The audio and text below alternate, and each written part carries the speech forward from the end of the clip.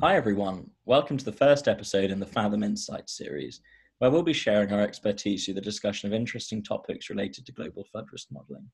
Joining you today is myself, Oliver Wing, and my colleague James Savage.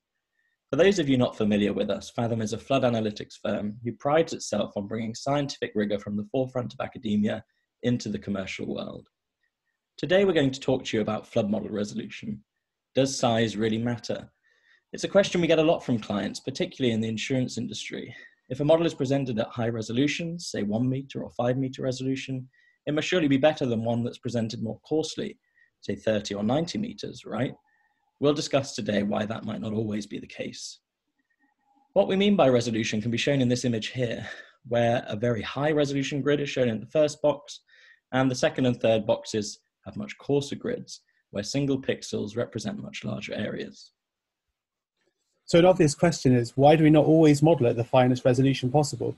Well, as this graph shows, as the spatial resolution becomes finer, the time taken to run the model increases significantly. Increased run times will then increase costs for our clients as well. So it's really important to understand if it's really necessary for us to run models at such fine resolutions. In addition to simulation time, there are many other reasons why you may not want to model at the finest resolution available. The two maps show two different flood simulations, one at 30 metres on the top and one at 3 metres on the bottom. They are the same simulation, and as you can see from the predictions of water depth, the flood extents are broadly very similar, as are the water depths. However, that does not necessarily mean that the 3 metre model, despite looking like a much nicer picture, produces the best results. There may be many errors underlying this data and shortcomings, which mean that the model may be producing spuriously precise results. This relationship between precision and accuracy is exemplified well by this dartboard analogy. In this instance, when we talk about precision, we mean the granularity of the model grid. High precision is high resolution. And when we talk about accuracy, we're talking about the intrinsic skill of the model in replicating observed physical flood behavior. Now, obviously, we all want our models to represent the orange dartboard in the top left, where we have a very good model that is also high resolution. But that's very hard to do at the global scale because of data quality limitations. And so instead we favor the green dartboard, which is the bottom left, where although it's a coarse model, it's unbiased and is trying to get the target answer. Perhaps the most dangerous model is the top right one, the blue dartboard, which is presented at very high resolution, but is low accuracy. It doesn't have much model skill.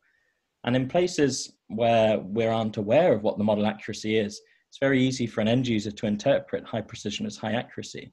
And if they were to do so, if their model was the blue dartboard, they would end up with incredibly misplaced confidence with whatever purposes they're using the model for.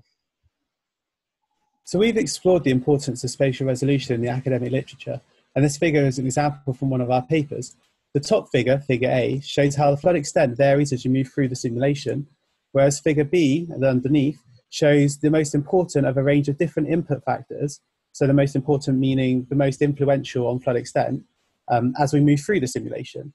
So the different input factors we looked at were the spatial resolution of the model, shown in orange, the channel friction parameters, shown in blue, the floodplain friction parameters, shown in dark green, the inflow hydrograph, shown in pink, and the digital elevation model, shown in light green.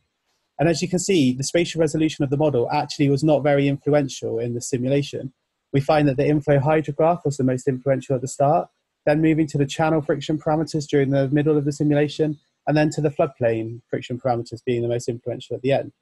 This shows there are many other different aspects of modelling flood events that can be just as important, if not more important, than the spatial resolution of the model. And to show another example of this, of how different data can significantly improve model results, these are two simulations, both run at 90 metres using our global model. The newest one on the right-hand side has updated terrain data amongst other things. So we use the Merit DEM for this.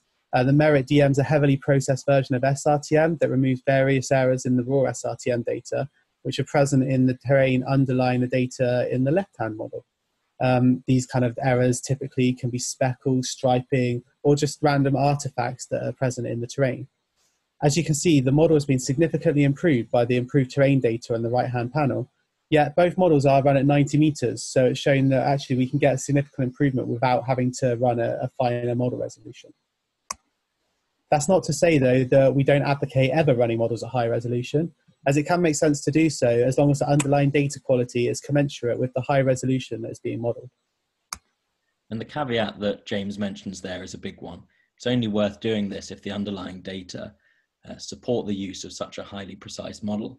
We'll return again to the example from earlier, which is just a very small section of floodplain outside of Denver in Colorado. You can see the elevation data in the top image, and then we simulate the 100-year flood at different resolutions on this same grid.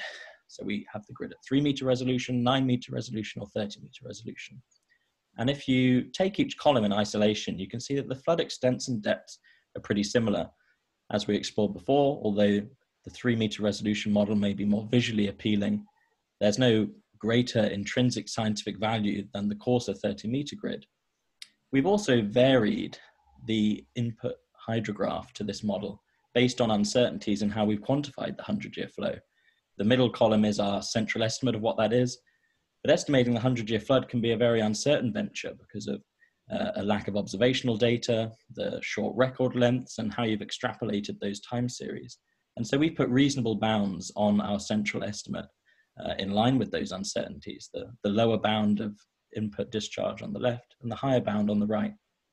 And we can see that these flood extents and depths actually change quite dramatically given discharge uncertainty, way over and above how the model changes in response to resolution change. And so another example that we've got presented here is of Sacramento for a 1 in 100-year flood event. And this shows that where we've got high resolution data available, correct localized data becomes even more important to avoid presenting a very precise model that could be inaccurate.